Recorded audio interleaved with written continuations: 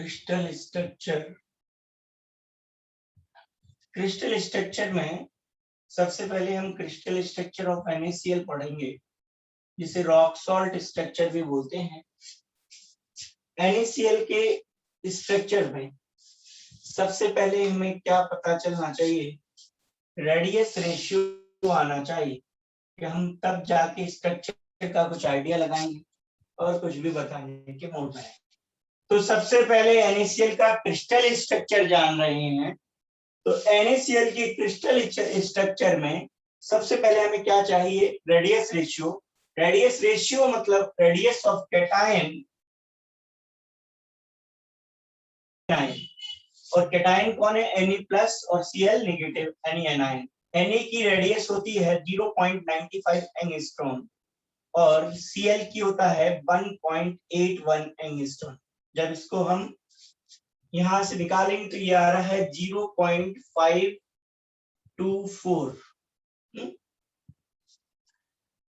तो ये radius ratio किस रेंज के बिटवीन जाता है, ये जाता है 414 टू 0.732 के बीच। इससे हमें क्या पता चला, इससे हमें ये जानकारी मिल जाती है इसके बारे में, NaCl की स्ट्रक्चर के बारे में, कि NaCl में ऑक्टाहेड्रल अरेंजमेंट होगा।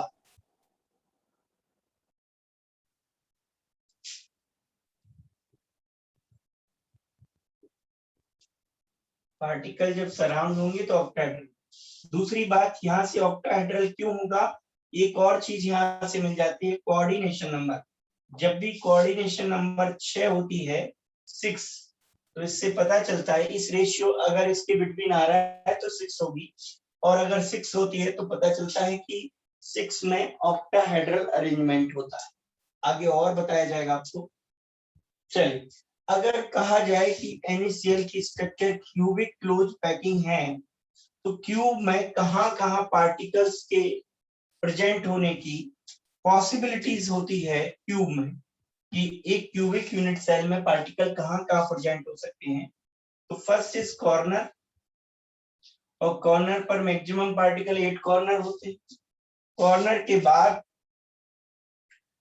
फेस सेंटर, फेस सेंटर्ड पर पार्टिकल जो हैं कितने होंगे, 6 फेसेस होते हैं तो उसके 6 सेंटर होंगे। बॉडी सेंटर, बॉडी का बिल्कुल सेंटर तो एक ही होता है, और इसके बाद एज सेंटर, एज सेंटर जो है, एज सेंटर में कितने पार्टिकल, एजेस कितने होते हैं 12, तो उसके सेंटर भी कितने होंगे 12, राइट। तो ये पार्टिकल अगर पूरी तरह कंप्लीटली हैं प्रेजेंट, तो उस तरह की स्ट्रक्चर को याद रखिएगा। अगर पूरे क्यूब में, ये बात याद रखने की है, अगर पूरे क्यूब में कॉर्नर पर भी, फेस के सेंटर पर भी, बॉडी के सेंटर पर भी और एज के सेंटर पर भी पार्टिकल मौजूद है, तो उस तरह की स्ट्रक्चर को क्यूबिक क्लोज पैकिंग कहेंगे। ये बात याद रखिएगा सभी लोग। तो उस तरह की स्ट्रक्चर को क्या कहेंगे, क्यूबिक क्लोज पैकिंग। तो सबसे पहले मैं यहाँ एक क्यूब बना रहा हूँ, और आप लोग भी उसको ड्रॉ करिए, बनाइए मेरे साथ, तो आपको भी आसानी से समझ आ जाएगा कि NaCl की स्ट्रक्चर क्या बोल रही है। थोड़ा बड़ा सा क्यूब आप बना लें।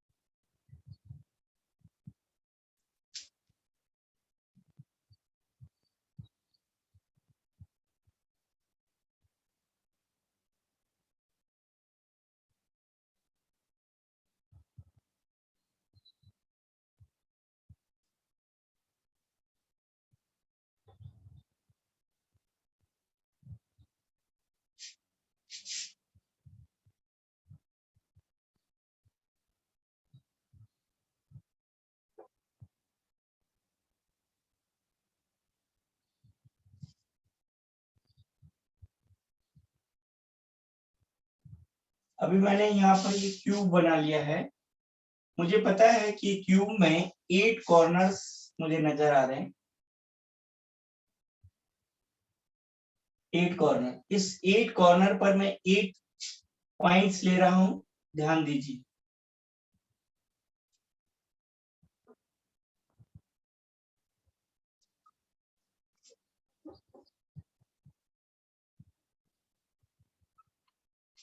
ठीक है, अब देखिए ध्यान से, इसके फेस के सेंटर पर भी यही पॉइंट ले रहा हूं, ये वाला। तो फेसेस आपको पता होना चाहिए, एक फेस ये रहा, दूसरा ये फेसेस है। ध्यान दीजिए, हम सबको पता है 6 फेसेस है, राइट। अब कैसे, यहां से देखिए 1 2 3 और ये 4 और 5 और 6 आपको नजर नहीं आ रहे होंगे, तो क्या करें, यहां से समझिएगा, ये सामने वाला बिल्कुल इसके बीच में एक, ठीक है, यहाँ, और दूसरा ये सामने वाला, मैं ड्रॉ कर देता हूं, ये वाला इसके फेस के सेंटर में। तो टोटल 6 है, अभी मैंने कितने लिए, 4। आपको याद रखना है कि अभी मैंने 4 ही लिए हैं, लेकिन टोटल फेसेस कितने होते हैं बेटा, 6। मैं आपको एक बता देता हूँ, जैसे कीवर्ड को ले लेते हैं, कीवर्ड में यहाँ पर फेसेस कितनी हैं देखते हैं, 1 2 3 4 5 6 फेसेस होते हैं। इस क्यूब की तरह ही है, थोड़ा सा एक लाइन जो है ग्रीस कर दी। तो अभी ध्यान दें, हमने केवल कितने फेसेस लिए हैं, 6। अब इस 6 फेसेस को ध्यान से समझिएगा, बिल्कुल सेंटर में आप यहाँ ले रहे हैं। अब इस 6 फेसेस को मैं क्या करूं, ये कंडीशन आप जानते हो, इसको क्या बोलते हैं, एजेस, राइट। और ये हो गया एज का सेंटर, इस एज के सेंटर से इस पॉइंट को कनेक्ट कर देता हूं। इसी तरह से सेम यहां पर भी इसको कनेक्ट कर देता हूं।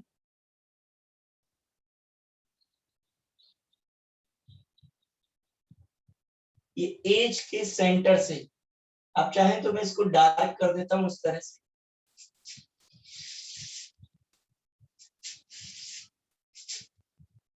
और फिर मैं इसको फिर कनेक्ट करता हूं यहां से, ध्यान से देखिएगा, सारे एज के सेंटर से मैं इसको कनेक्ट करता जा रहा हूं।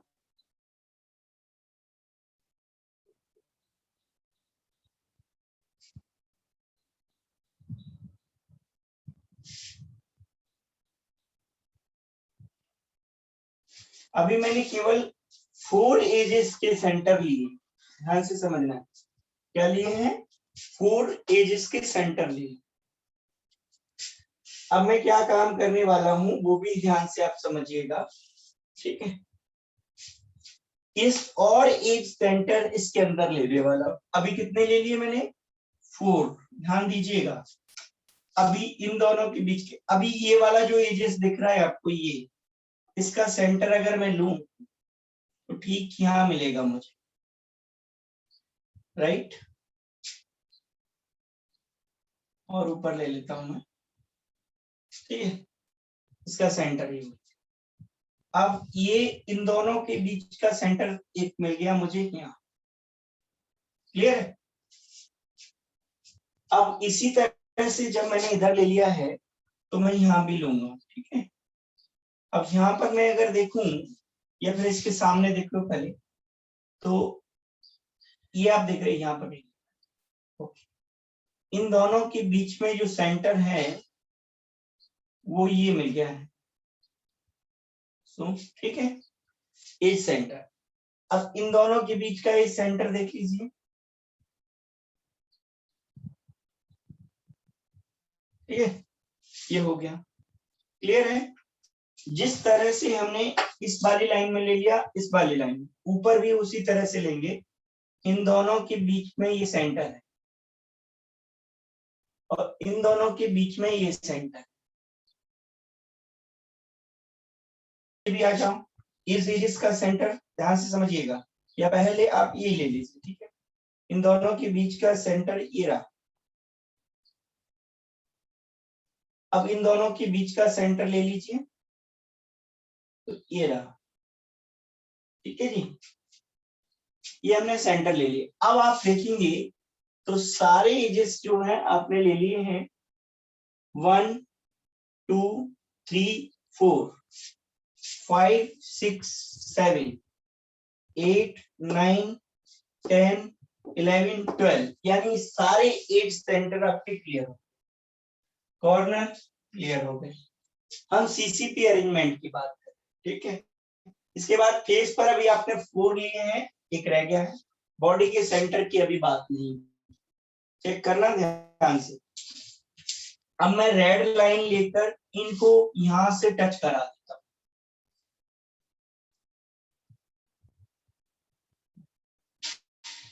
और ब्लू लाइन लेकर इनको आपस में टच कर देता हूं, ठीक है। अब इसी तरह से ऊपर वालों को भी एक ब्लू लाइन से, सॉरी,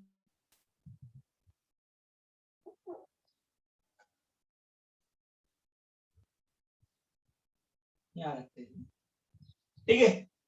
और इसके बाद इसको और इसको भी टच करा, ठीक है, और इनको यहां मिला देते हैं।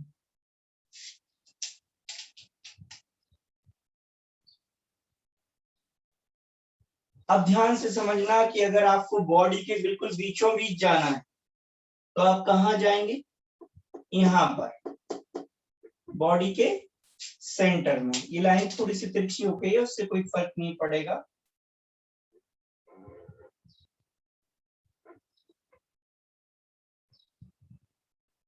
ठीक है, तो हमें कहा जाना है, ये बॉडी के सेंटर में। तो दो सॉलिड है तो उसके बीच में आप क्या रखोगे, सॉरी, दो ये बैकेंड स्पेयर देख रहे हैं आप, ठीक है।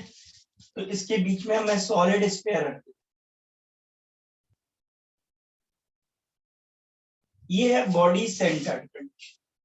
तो अभी कॉर्नर क्लियर हो गया, बॉडी सेंटर और ए सेंटर। अब रह गया आपका फेस के दो।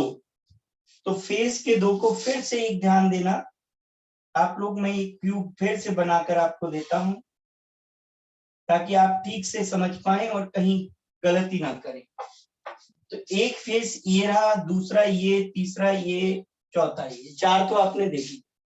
लेकिन इसके बाद का फेस देखिए, अब एक ये भी है, तो इसका सेंटर मैं मान लेता हूं यहां, और दूसरा जो है ये वाला, इसका सेंटर मैं मान लेता हूं यहां। तो ये कहां देखेंगे आपको, ये वाला जो दिखेगा उसको ये मान लिया गया यहां है, ठीक है। और ये वाला, ये, तो ये यहां है। आपको याद रखना है आसानी से, दो सॉलिड के बीच में यहां ले आना, ये दो सॉलिड के बीच में यहां ले आना अपने आप। अब देखिए क्या कंडीशंस आ गई कि फेस के 6 हो गए, यानी कंप्लीटली सीसीपी स्ट्रक्चर बन गया, क्यूबिक क्लोज पैकिंग स्ट्रक्चर, ठीक है। अब ध्यान दीजिएगा, इनको मैं यहां पर एक दूसरे से टच करा, चलिएगा ध्यान दीजिएगा। यहाँ पर आपने देख लिया कॉर्नर पर भी 8 है, फेस सेंटर पर भी 6 है, ठीक है, और बॉडी सेंटर पर 1 है, और एज सेंटर पर 12, एजेस के सेंटर। चलिए अब पहले आप ये ड्रॉ कर लेते हैं कि ये इसको हम क्या मान लेते हैं। तो कॉर्नर वाले को ध्यान से समझिएगा, कॉर्नर वाले को हम Na मान लेते हैं, यानी Na प्लस आयन को रिप्रेजेंट कर देते हैं इससे, बैकएंड वाले से, और Cl नेगेटिव आयन को रिप्रेजेंट कर देते हैं ये सॉलिड वाले से, ठीक है।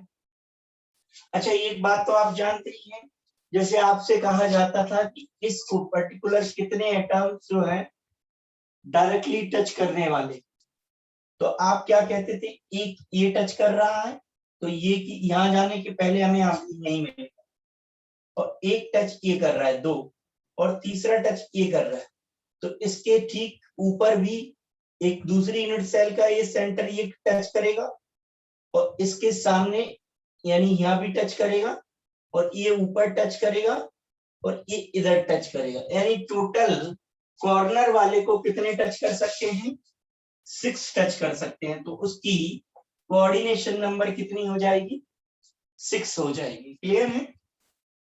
चलिए, तो सबसे पहले तो हमने ये देख लिया कि कॉर्नर वाले को कितने टच कर सकते हैं और उसको उस बेसिस पर ले आए। अब यहां से देखिएगा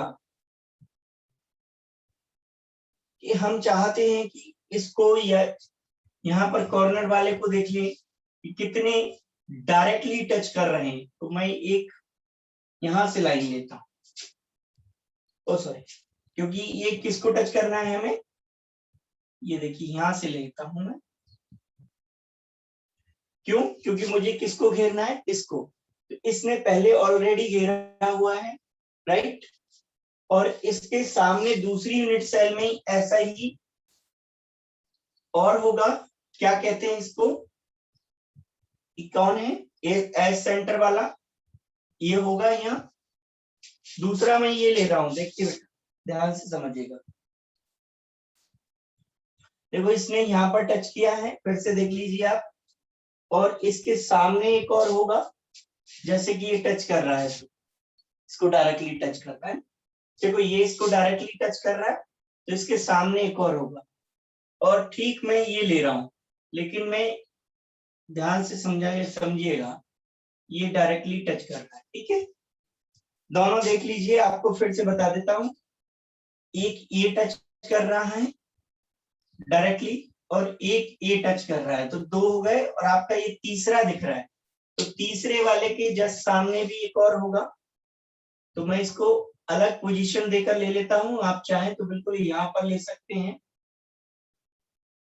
ये आप एक ले लेते हैं, ठीक है, इसके जस्ट सामने वो भी टच करेगा, अरे सिंपल सा है यार, अभी आपने देखा ये कॉर्नर वाला जो था, इसको कौन कौन टच कर रहा है, पहले तो ये देखिए, एक तो ये टच कर रहा है दोस्त, फिर एक ये टच कर रहा है और एक ये टच कर रहा है, तो मैंने क्या कहा, दूसरी ये तो अपनी यूनिट सेल के हो गए, सबको पता है जिन्होंने पढ़ा हो पहले वाला टॉपिक जिसमें हमने कोऑर्डिनेशन नंबर निकाला, तो इसके सामने ठीक टच करेगा, ठीक है, अच्छा, इसके ठीक सामने दूसरी यूनिट सेल का टच करेगा और इसके ठीक सामने ये करेगा, यानी 3 इस यूनिट सेल के टच करेंगे तो 3 दूसरी यूनिट सेल के, तो 6 टच करेंगे, वही बात है, इस कॉर्नर वाले को हम देख रहे हैं, तो 3 एक ये रेड लाइन किया है, एक ये और एक ये, तो टच कर रहे हैं, तो अब इनके सामने वाले ले लेते हैं अगर हम इसको, तो इसके सामने वाला ये टच करेगा इसको, तो डायरेक्टली मैं यहाँ एक लाइन मिला देता हूं जो इसको टच करेगा, ठीक है, और एक जो है इसको ये भी टच करेगा, तो और एक ये भी टच करेगा, टोटल कितने हो गए, 3 ये रेड वाले और 3 इनके सामने वाले, तो 6 ने टच कर लिया है, अब इन 6 के 6 को आपस में मिला देता हूं, ठीक है, और ये सारे के सारे 6 जब आपस में टचिंग रहेंगे तो कुछ इस तरह की स्ट्रक्चर्स बनाएंगे, मैं डॉटेड लाइन से दे रहा हूँ इस स्ट्रक्चर को इसीलिए, ठीक है जी,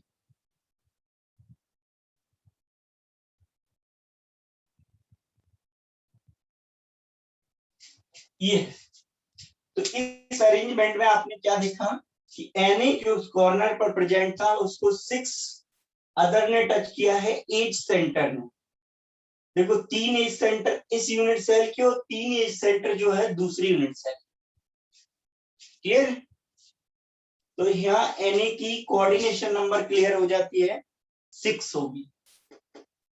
अब दूसरा यहाँ पर देख लीजिए आप,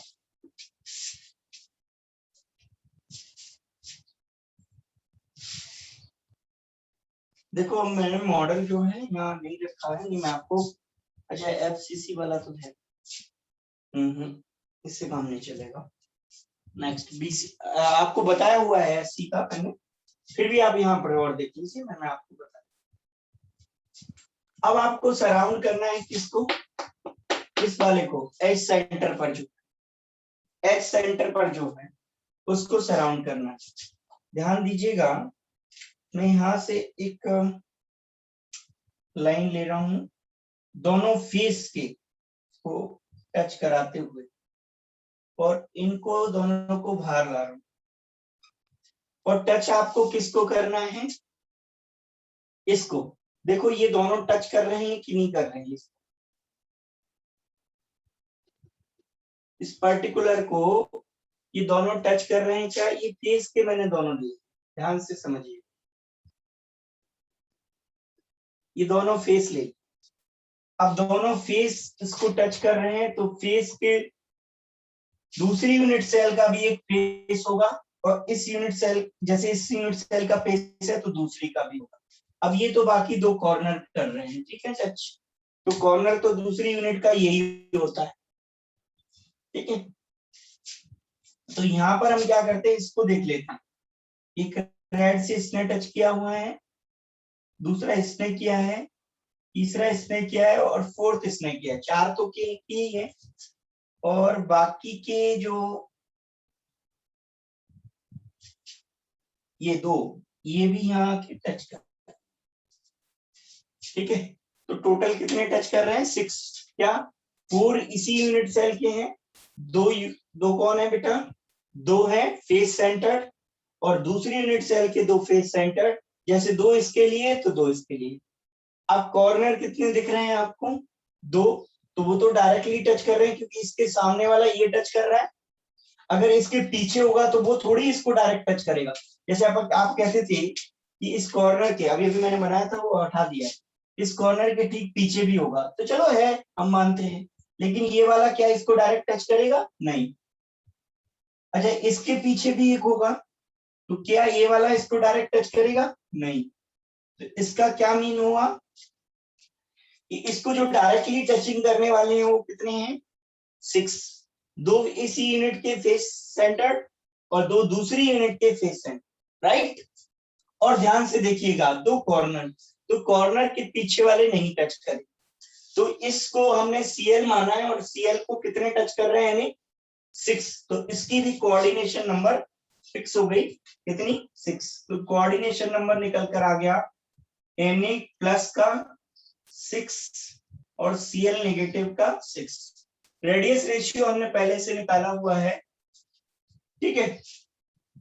अब इससे आगे आप देखते हैं कि क्या, अभी देखिए इनको मैं आपस में मिला देता हूं तो आपको सुंदर लगने लगेगा। ये मिला, ये मिला इसको, ये इससे मिला, ये इससे मिला, ये, चलिए ठीक है। ये अब यहाँ ध्यान दीजिए, ये NaCl का स्ट्रक्चर बन गया है, कंप्लीट स्ट्रक्चर है आपका यूनिट का, NaCl की यूनिट सेल। इस तरह का अरेंजमेंट यहाँ देखने को मिलता है। अब यहाँ से समझिएगा, अगर एक को 6 अगर टच कर रहे हो तो उसकी क्या स्ट्रक्चर बनेगी। देखो ये ज्यादा आप नीचे ले आए हो तो यहाँ पर भी ले सकते हो, ठीक है। तो अगर एक सेंटर में है और बेचारे को एक इधर टच किया हो, एक इधर टच किया हो, और जैसे ये दोनों टच किए हैं यहाँ, इनके सामने वाले भी दो टच करेंगे। मैं यहाँ पर भी ले लेता हूँ इनके सामने, इसके सामने ये, इसके सामने, ठीक है। इसके बाद ये ऊपर और नीचे दिख रहे होंगे आपको, ये ऊपर और ये नीचे, ठीक है।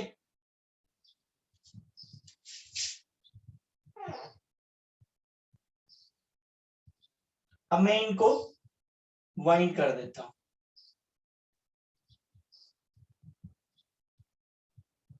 अब जरा ध्यान दीजिए,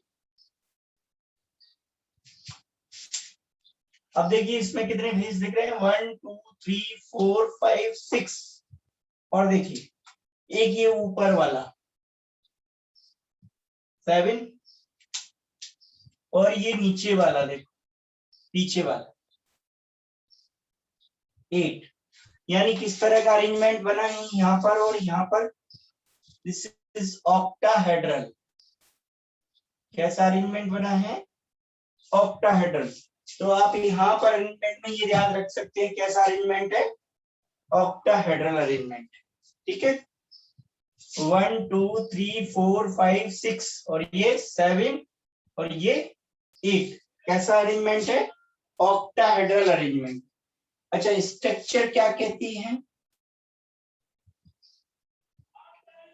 स्ट्रक्चर में आप ऑक्टाहेड्रल अरेंजमेंट बता सकते हैं, और साथ ही साथ क्या कहेंगे, सीसीपी। वाई सीपीसीपी क्यों का है कि पूरा क्यूब जो है क्लोजली पैक्ड है पार्टिकल से, जहां जहां पार्टिकल आ सकते थे, at corner, at face centre, at body centre and edge centre, सब जगह पार्टिकल्स हैं। क्लियर है, तो ये भी पार्टिकल हमने रख दिए हैं सारी जगह, कॉर्नर पर भी, फेस सेंटर पर भी, बॉडी सेंटर पर भी और एज सेंटर पर, इसलिए सीसीपी अरेंजमेंट।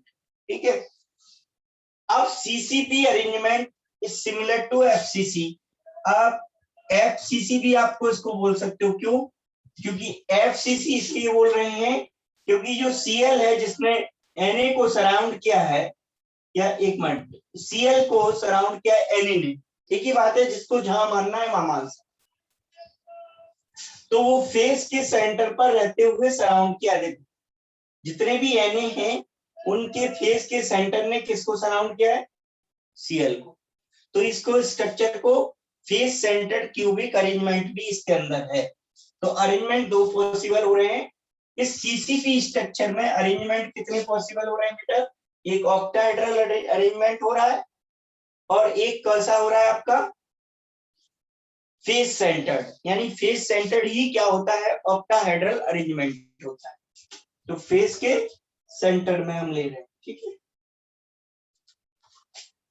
समझ आ रहा है, तो फेस के सेंटर से सेम कंडीशन होती है ना फेस के सेंटर की, जैसे हमने एफसीसी अरेंजमेंट में देखा है, ये फेसेस के 6 हैं, 1 2 3 4 और ये 5 और 6, और इनके बीच में जो वॉइड है वो कहाँ है, फेस के सेंटर में। तो ऐसे ही हम मान लेते हैं ये 2 3 4 5 6, और इनके बीच में जो वॉइड है ये, इसको हम पार्टिकल मान के चले सीएल वॉइड के अंदर, तो ये कहाँ है, फेस के सेंटर पर, और ये वॉइड को सराउंड किए, तो 6 का कोऑर्डिनेशन नंबर आ रहा है, फेस सेंटर्ड अरेंजमेंट आ रहा है, जिसको आप ऑक्टाहेड्रल अरेंजमेंट भी बोल सकते हैं। ठीक है, तो फेस अरेंजमेंट कैसा हो गया, ऑक्टाहेड्रल और एफसीसी, और स्ट्रक्चर कैसी हो गई आपकी, सीसीपी स्ट्रक्चर। क्लियर है, तो यहां से आपको ध्यान रखना है कि अगर एग्जाम में पूछता है कि ऑक्टाहेड्रल अरेंजमेंट और एफसीसी अरेंजमेंट, तो वो एक ही बात है। सीसीपी स्ट्रक्चर तब भी यही है, एनएसीएल का स्ट्रक्चर। कोऑर्डिनेशन नंबर 6 याद रहेगा, रेडियस रेशियो बिटवीन आता है, इससे ये क्लियर हो जाएगा। तो तीनों में से स्ट्रक्चर में ये भूलना नहीं है, सीसीपी हो, एफसीसी या ऑक्टाहेड्रल, क्योंकि ऑक्टाहेड्रल एफसीसी अरेंजमेंट है यहाँ, और स्ट्रक्चर ये अंदर का जो है वो सीसीपी। ठीक है, अब बात आती है कि number of particle in per unit cell हम निकाल लेते हैं। तो number of any positive ion in per unit ion per unit cell, per unit cell में एनी पॉजिटिव कितने। ठीक है, तो एनी कहाँ है, एट कॉर्नर, तो सबसे पहले तो कॉर्नर पर बोल देते हैं, एट कॉर्नर। अच्छा, कॉर्नर पर कितने हैं, 8। अब 8 का कंट्रीब्यूशन आप जानते हो कितना होता है, 1/8 प्लस, और कहाँ है एनी, एनी देखो कॉर्नर पर लिख रहे हैं क्यूब के, और कहाँ दिख रहा है, फेस के सेंटर पर। तो एट फेस सेंटर, और फेस सेंटर में कितने हैं, 6, और फेस का अरेंजमेंट, फेस का कंट्रीब्यूशन, फेस पर प्रेजेंट पार्टिकल का कंट्रीब्यूशन कितना होता है, 1/2, that is total any particle कितने आ जाते हैं, 8 से 8 कैंसिल करोगे 1, 2 से 6 3, तो 3 और 1 4, तो कितने एनी आयन हो गए पर यूनिट सेल में, 4 एनी आयन। अब हम चीज एक निकाल लेते हैं, क्या, number of Cl negative ion per unit cell. अब Cl नेगेटिव कितने हैं, तो Cl को देखो आप कहाँ प्रेजेंट है। पहले देखो Cl ना तो कॉर्नर पर है ना फेस पर है, कहाँ है, एजिस के सेंटर में। तो एट ए सेंटर, अब एजिस के सेंटर कितने हैं टोटल, 12। तो 12 तो ये है। अच्छा, ये सेंटर का पार्टिसिपेशन कंट्रीब्यूशन कितना होता है पर यूनिट में, 1/4 का। ठीक है। और कहाँ है, इसके अलावा कहाँ देख पाते हो, 1 2 3 एज 12 एजेस पर देख लीजिए। इसके अलावा अगर रुस्तम कहीं दिख रहा है, सर बॉडी सेंटर। तो बॉडी सेंटर। Body centre. बस बस बस बस, एक बॉडी सेंटर में भी Cl है यहाँ। तो हम कहेंगे at body centre BC, body centre लिख दिया है मैंने, BC कितना है 1। और ये पूरा किसी दूसरी यूनिट सेल को कंट्रीब्यूट नहीं करता है। तो आप total number of Cl negative ion per unit cell में निकालेंगे तो कितना आ जाएगा, 3 से 4 से 12 कट देंगे तो 3 और ये 1, टोटल आ गया 4। तो पर यूनिट सेल में 4 Na positive, please mic off रखिए। पर यूनिट सेल में 4 Na पॉजिटिव होते हैं और पर यूनिट सेल में 4 Cl नेगेटिव होते हैं। ये है आपका। बताइए NaCl का स्ट्रक्चर आपको समझ आया।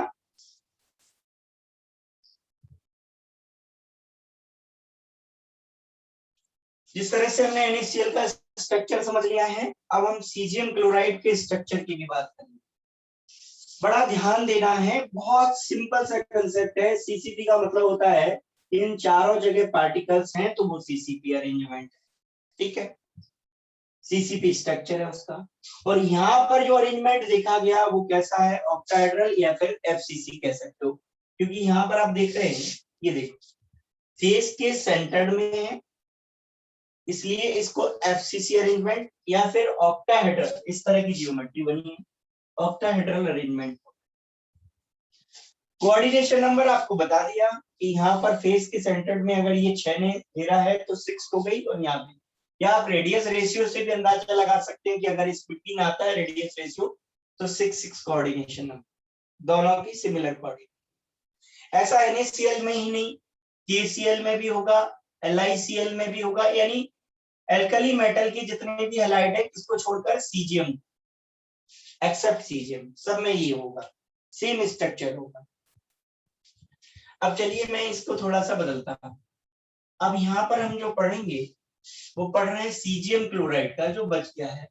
ठीक है, अगर रेडियस रेशियो चेक करें तो सीजियम क्लोराइड में Cl का तो यही रहेगा, बाकी सीजियम का रेडियस होता है 1.69, तो ये आ जाएगा आपका 0.93। और ये किसके बिटवीन आता है, तो मैं आपको बता देता हूँ, रेडियस रेशियो में ये आएगा आपका 7/999 या 1 के बिटवीन आएगा, 1 0.1 नहीं 1 इसके बिटवीन आएगा। इसको आप 0.999 भी लिख सकते थे। ये यहाँ पॉइंट मैं दोबारा लिख देता हूँ 0.73, ठीक है, 1 के बीच में। अगर यहाँ आता है तो अरेंजमेंट आपको पता है कैसा होता है, BCC अरेंजमेंट। ठीक है, कोऑर्डिनेशन नंबर अभी हम निकाल लेते हैं। इसमें पार्टिकल केवल कहां, कॉर्नर पर और बॉडी के सेंटर पर प्रेजेंट होते हैं। ठीक है, तो हम यहाँ निकाल के आपको दे देते हैं, अलग से यहाँ बना देता हूँ एक स्ट्रक्चर, सिंपल सा है इसका। तो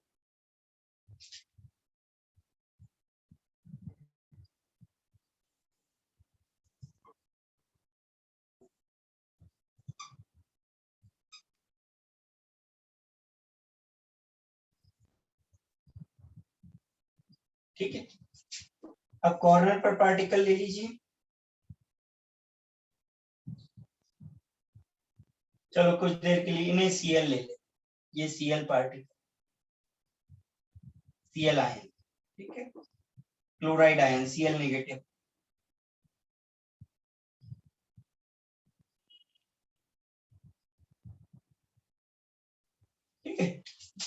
और बीच में ये रहा सीजीएम, बॉडी के सेंटर, यानी कॉर्नर और बॉडी। अब देखिए, अगर हम इसको सराउंड कर लें, वैसे तो आपको इस स्ट्रक्चर से, इस रेशियो से पता चल जाता है कि कोऑर्डिनेशन नंबर क्या आएगा, 8। ठीक है, लेकिन अगर आप इसको देखेंगे तो इसको कितने ने सराउंड किया है,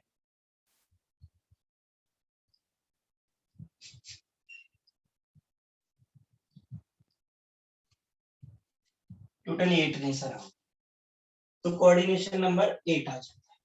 ठीक है जी। अब देखिए ध्यान से कि अगर इसमें से एक स्मॉल क्यूब यहां निकाल लूं, तो बॉडी के सेंटर पर जिसको रखा है आपने,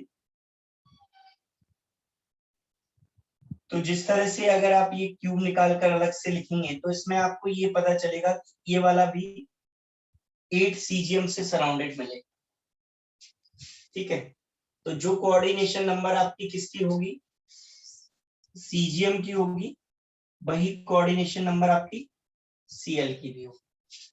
ठीक है, ये सिंपल था। इस तरह की जो फॉर्मूले हैं ये भी टाइप के, इनमें ये लिखा जाता है, जबकि दूसरे तरह का फॉर्मूला है CAF2, इसमें कोऑर्डिनेशन नंबर चेंज हो जाएगी, अगर इसकी 8 है तो इसकी 4 होगी। ठीक है, यानी ये AB2 टाइप फॉर्मूले। लेकिन जितने AB टाइप के फॉर्मूले होंगे उनमें जितनी A की होगी कोऑर्डिनेशन नंबर, उतनी ही B की होगी।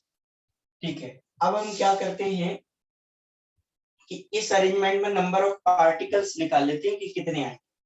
तो नंबर ऑफ Na की जगह क्या लिखेंगे हम यहाँ, सीजीएम प्लस, ठीक है, आयन पर यूनिट सेल। अच्छा, सीजीएम कहाँ है, ना कॉर्नर पर है ना फेस पर है, तो कहाँ है, यहाँ पर ले लेते। Number of CGM plus ion at body centre, BC, body centre में कितना है, एक, उसका कॉन्ट्रीब्यूटर पूरा होता है, यानी एक सीजीएम पर यूनिट में सेल में होगा। और उसी तरह number of Cl negative ion per unit cell, तो ये कहां पर है, ये देखो, ये है एट कॉर्नर पर, तो कॉर्नर के ले लो, एट कॉर्नर। अच्छा, कॉर्नर पर कितने होते हैं, 8, 8 का कंट्रीब्यूशन 1/8, टोटल कितना आ गया, 1। तो 1 particle present in per unit cell, per unit में कितना, 1 Cl और 1 सीजीएम है। तो ये तो number of particle, number of effective particle per unit cell.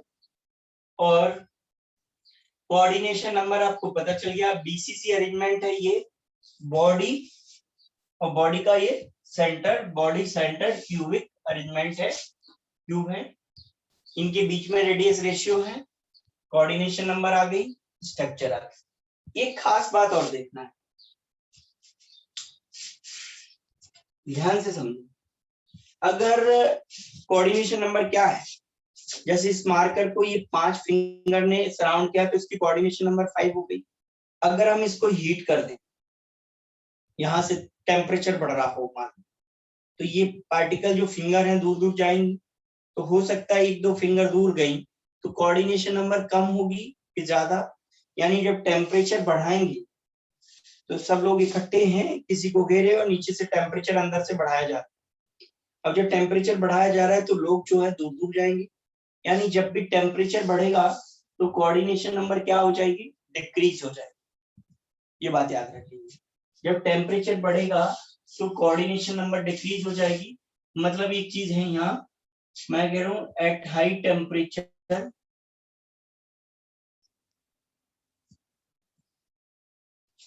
जो क्रिस्टल स्ट्रक्चर सीजियम क्लोराइड की है वो चेंज हो जाएगी लाइक NaCl स्ट्रक्चर।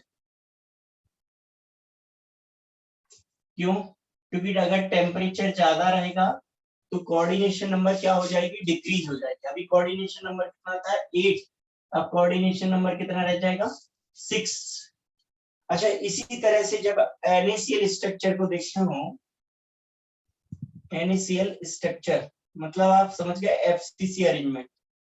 जब FCC अरेंजमेंट यानी NaCl स्ट्रक्चर में एट हाई प्रेशर की बात करेंगे,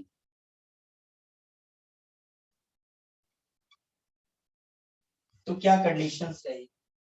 एट हाई प्रेशर पर क्या होता है, देखिए दोस्त, इसके चारों तरफ पार्टिकल तो हैं लेकिन टच 2 ही कर रहे हैं या 3 ही कर रहे हैं, लेकिन अगर हमने चारों तरफ प्रेशर लगा के उन पार्टिकल्स को पास ला रहे हैं तो ये चारों तरफ बिखरे हुए पार्टिकल ज्यादा से ज्यादा इसको टच करने लग जाएंगे। जैसे प्रेशर लगा, अभी क्या है, ये था पार्टिकल तो 5 दिख रहे हैं इस पे चारों तरफ, लेकिन ये फैले हुए हैं तो केवल कितने टच करते दिख रहे हैं आपको? 2।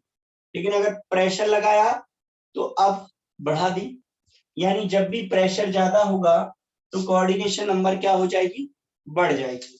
तो NaCl स्ट्रक्चर कैसी चेंज हो जाएगी? लाइक सीजियम क्लोराइड स्ट्रक्चर में चेंज हो जाएगी, यानी जो कोऑर्डिनेशन नंबर लो प्रेशर पर कैसा था 6 वो बदलकर 8 हो जाएगा। ये क्या था? Effect of temperature and pressure on the coordination number, और NaCl और सीजियम क्लोराइड। ठीक है, तो आपको ये भी बताया गया। अब बताइए कहाँ आपको समस्या है, पूछ सकते हैं